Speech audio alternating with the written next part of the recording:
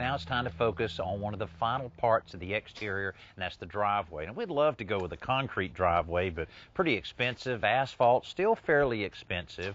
But we did find a type of driveway that Chelsea really likes that we're planning on putting down, and that's a crushed limestone driveway. Yeah, I'm really excited about that because it seems to be a little more maintenance-free than concrete, because you don't have to worry about the cracks or pressure washing to keep it clean, and then the asphalt, you don't have to worry about sealing it.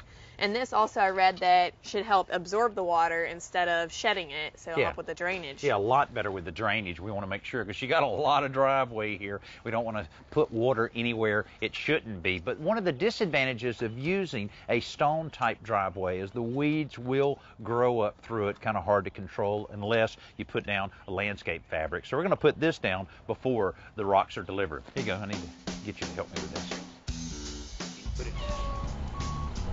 The crushed limestone is dumped from the truck slowly, starting from the back and moving to the front, so that all that's left to do by hand is a little raking and leveling.